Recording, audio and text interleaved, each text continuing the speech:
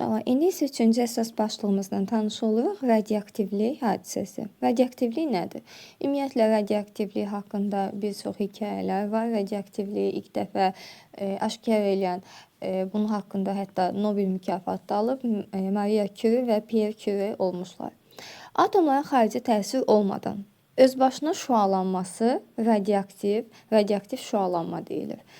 Deməli, uşaqlar, radioaktiv elementlər əslində çox təhlükəli elementlərdir. Yəni, heç bir xarici təsirə ehtiyac yoxdur onun şüalanması üçün. O, öz-özünə neyniyir? Şüalar buraxır və həmin şüalar da insan bədəni üçün hədsiz dərəcədə zərərlidir. Mendeleyev cədvəlində 83-cüdən sonra elementlər radioaktiv elementlərdir.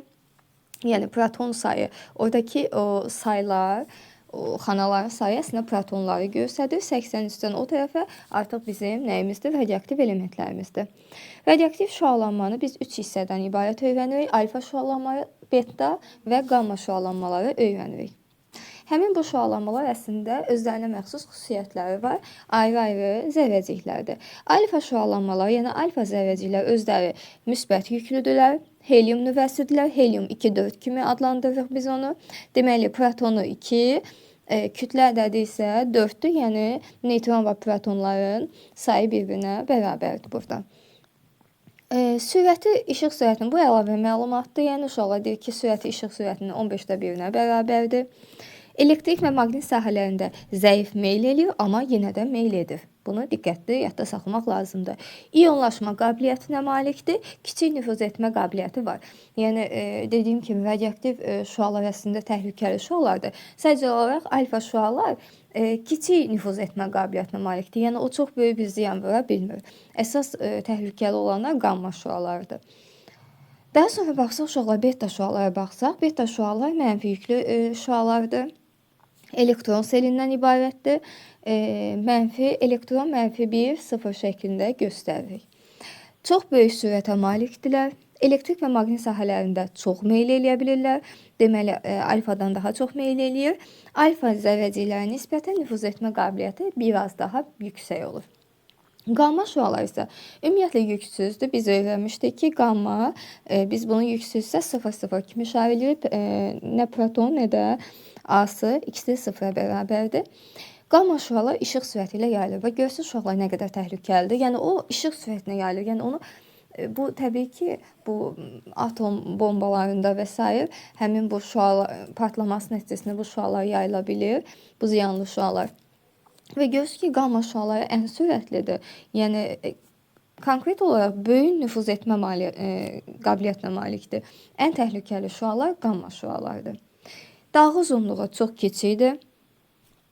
Neytral olduğundan elektrik və maqnit sahələrində isə ümumiyyətcə meyl eləmir. Yəni, həm neytral olduğuna görə, həm də yüksüz olduğuna görə elektrik və maqnit sahələrində ümumiyyətlə meyl etmir. Az əvvəl biz 3 bu zərrəciyin maqnit və elektrik sahələrində meyl etməsindən danışmışdıq. İndi isə gəlin baxaq, görək necə meyl edirlər.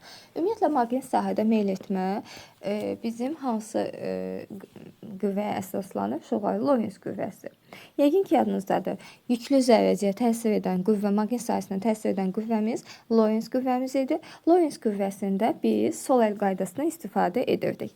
Əgər X görürüksə, sol əlimizi necə tuturuq? Bu bizim baş barmağımızdır. Bu da belə bu şəkildə əlimizi tutduq. Bu ovucumuzun içidir. Əlimizin arxasını deməli tutmuşuq bu şəkildə. Uşaqlar, Curie'nin qamma şüaları biz demişik ki, heç bir meyl etmə olmayacaq qamma şüalarında. Qamma şüaları dümdüz gedib. Buna işimiz yoxdur. Yaxşı, biz bilirik ki, Lorentz qüvvəsi hansı istiqamətdə yönəlir? Bax, bu istiqamətdə yönəlir sola doğru. Lorentz qüvvəsinin istiqamətində yönələn deməli bizim zərrəciyimiz hansı zərrəcik olacaq? Ümumiyyətlə, gəlin belə eləyək uşaqlar. Gəlin bu zərrəciyin hərəkətinin istiqamətində bax bu şəkildə bir dənə çevrə çəkək. Əgər mən əlimi buradan tutsam, bax, baş barmağım həmişə nəyi göstərməlidir? Baş barmağım çevrənin mərkəzini göstərməlidir. Yəni, Lorentz qüvvəsinin istiqaməti bu tərəfədir. Bəs mənim 4 barmağım nəyi göstərəcək? 4 barmağım hərəkət istiqamətini göstərir. Həqiqətən də alfa 4 barmaq istiqamətindədir. Deməli, bu necə cism imiş? müsbət yüklü cismimiz imiş. İndi gəlin bu eyni qaydanı beta üçün də tətbiq eləyək. Buradan bir dənə çəkək. Deməli uşaqlar, əlimin arxasını tutmalıyam. Düzdür? Onda mən əlimi bu şəkildə tutsam, bu istiqamətdə. Uşaqlar, fikir verin. Əlimi tutdum. Düzdür? Baş barmağım çevrənin mərkəzini yox, əks istiqaməti göstərdi. Əgər baş barmağım əks istiqaməti göstərdisə, mən baş barmağın yerini dəyişsəm, dörd barmağın istiqaməti dəyişmiş olacaq. Onda bu o deməkdir ki, deməli, bizim bu zəvəciyimiz mənfi yüklü zəvəcidir. Həqiqətən də isbat eləmiş olduq. Bunu başqa cür də göstərə bilərik. Bax, bu formada da göstərmək mümkündür. Yenə də çevrəni çəkirik. Biz dedik ki, baş barmağımız bura doğru olmalıdır. Düzdür? Baş barmaq bura doğru olması üçün, mərkəzə doğru olması üçün əlimin arxasını tuturamsa, baş barmaq buradırsa, dörd barmağımın istiqaməti hara olacaq? Baxın, görürsünüz, beta bu istiqamətdə idi, dörd barmağım isə əks istiqamətdə oldu. Yəni, həqiqətən də ikinci dəfə isbat eləmiş oldum ki, mənim bu beta şuam nədir? Mənfi yüklüdür. Burada da görürsünüz uşaqlar. Hətta bunların istiqamətini verməsə sizə, siz özünüz də əlinizi tutub tapa bilərsiniz rahat formada. Deməli, baş barmaq mərkəzə doğru olanda dörd barmağım əgər həqiqətən də bu zəvəcin istiqamətini göstərirsə, o alfa zəvəcidir. Əksini göstərirsə, beta zəvəcidir. Dümdüz gedənimiz isə qamma zəvəcimizdir. Müsbət və mənfi lövhələrdə necə olur bu iş? Uşaqlar, fikir verirsiniz, bu tərəf müsbətdir, bu tərəf isə mənfidir. Təbii ki, betanı biz bilirik də mənfidir. Mənfi müsbətə doğru, müsbət isə mənfiyə doğru meyl eləməlidir. Qammamız isə yenə də meyl etmədən keçir. Bu istiqamətdə də yenə sadəcə mənfi və müsbətin yerini dəyişiblər. Burada da eyni şəkildə beta müsbətə doğru, alfa yəni müsbət isə mənfiyə doğru hərəkət edir. Uşaqlar, bir dənə diqqətli olmamız gerəkən bir şey var.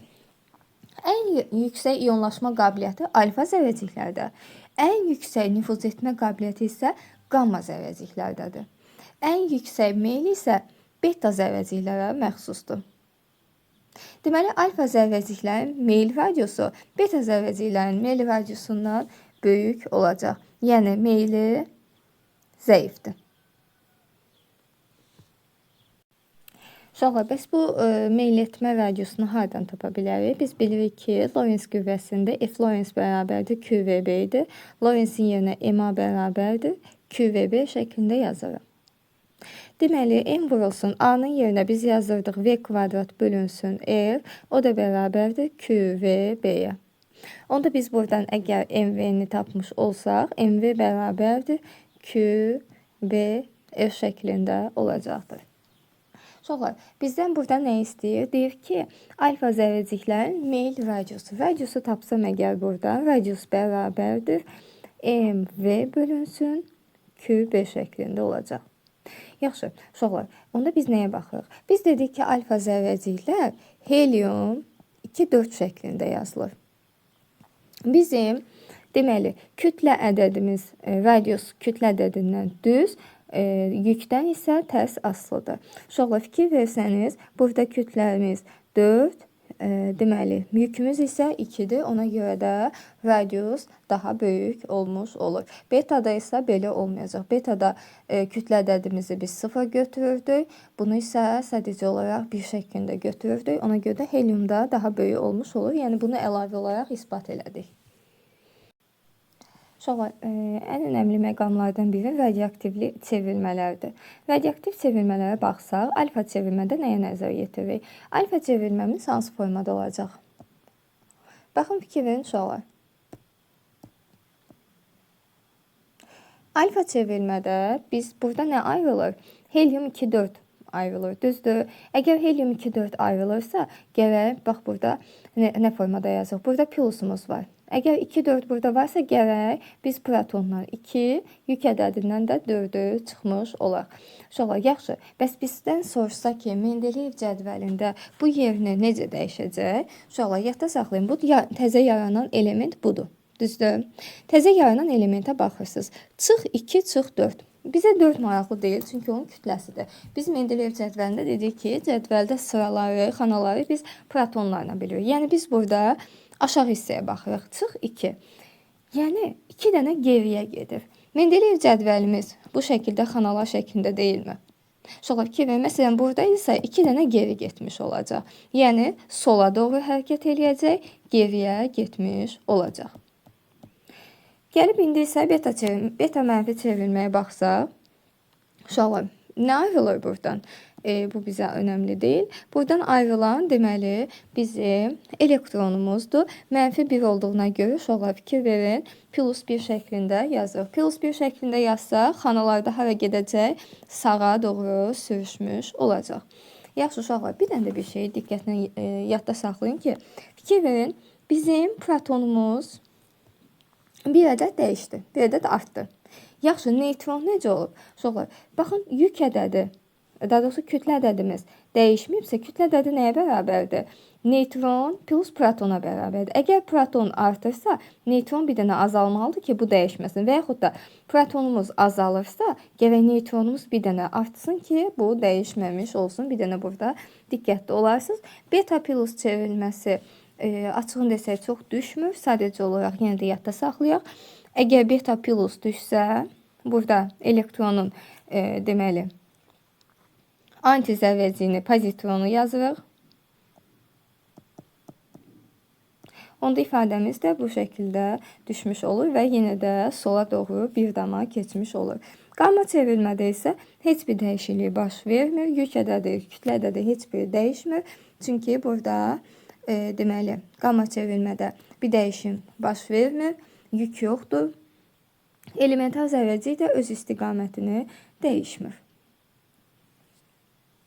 Uşaqlar, gələn yarım parçalanma periodu. Radioaktiv izotopun yarısına parçalanmasına sərf olunan zamanı biz deyirik ki, yarım parçalanma periodu.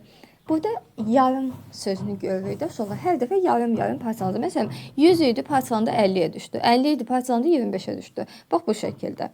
Radioaktiv parçalanmadan danışırsa, radioaktiv parçalanma periodumuz T-lə işarə olunacaq. Vahidi təbii ki, perioddur, saniyə olacaq. Həmin bu zamanı da illərlə, əsrlərlə ifadə eləmiş oluruq. Çünki biz bayaq dedik ki, radioaktivlik çox təhlükəlidir. Yəni, əgər bir yerdə radioaktivlik baş verirsə, o uzun illər, əsrlərlə həmin o yerdə radioaktivlik qala bilir. Necə ki, Çernobıl hadisəsində, deməli, hələ də orada radioaktivlik qalmışdı. Deməli, yarım parçalanma periodu heç nədən asılı deyil. Bir dənə bunu yadda saxlamaq lazımdır. Sadəcə növdən asılı olmuş olacaq. İndi isə gələk yarım parçalanma qanununa.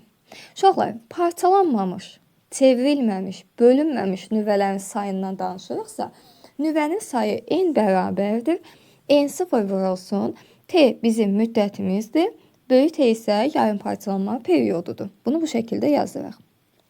Uşaqlar, fikir versəz, üzərində bu mənfi işarəsi olduğu üçün deməli, parçalanma periodu zamanla tərs asılıdır. Ona görə də qrafikimizi bu şəkildə çəkmiş oluruq. Yuxarıda olan qrafikimiz eyni o izotermik prosesdə olduğu kimi yuxarıda olan qrafik aşağıdakılardan daha böyük olurdu. Burada da eyni şəkildə T1 T2-dən, o da T3-dən böyükdür. Biz parçalanmış nüvələrin sayını necə taparıq uşaqlar? Bax, N0 bizim əvvəlki sayımızdır. Parçalanan nə qədərdir? N-dir. Onda mən parçalanmayanı tapsam, delta N-i tapsam. Nə edərəm? Əvvəlki saydan çıxaram parçalananı, onda parçalanmayanı tapmış olaram. Yadda saxlayın uşaqlar.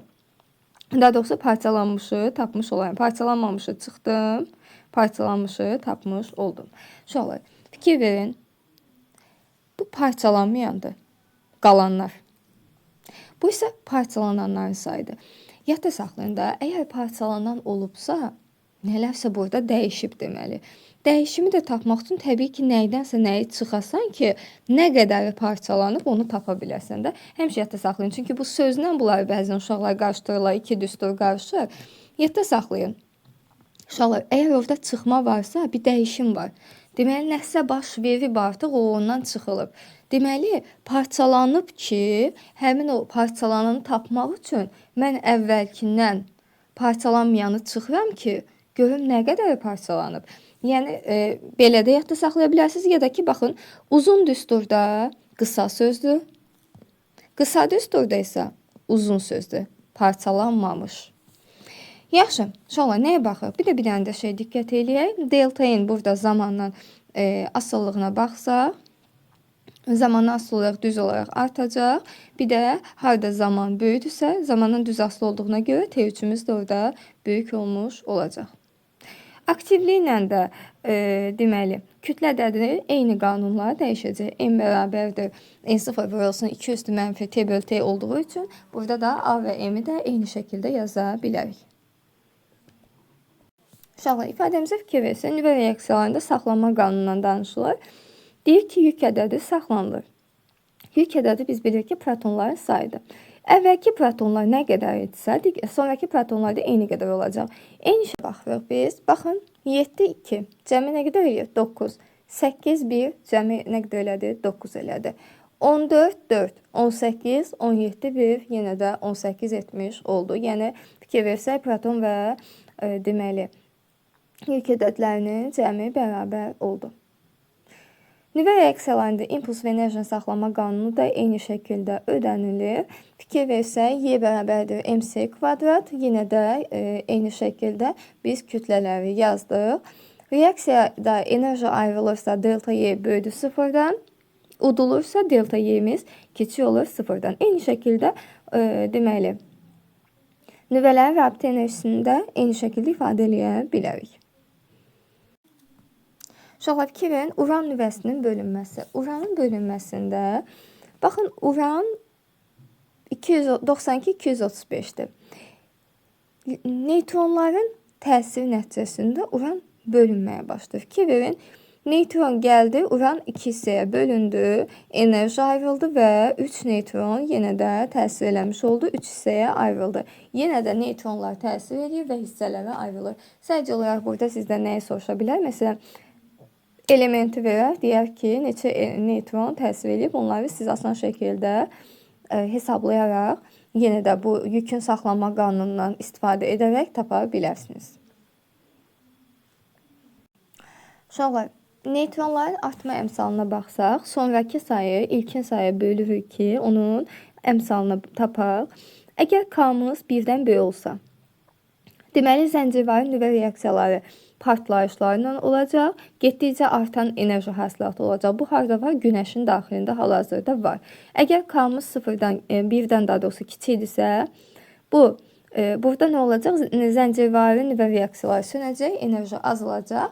K1-ə bərabər olsa, reaksiya idarə olunan və stabil axınla baş verir. Bizə lazım olan K-nın 1-ə bərabər olmasıdır ki, biz ondan istifadə edə bilək, rahatlıqla hər hansı bir deməli qurğularda istifadə eləyək, stabillik yerinə yetirilsin. Uşaqlar, deməli nüvə reaktorlarında nələrdən istifadə olunur? Nüvə yanacaq, bunlar düşür. Uşaqlar, burada bax diqqətli olmaq lazımdır mütləq şəkildə. Çünki bunlar düşür bizə sual şəklində, bizə şifahi sual şəklində verilir.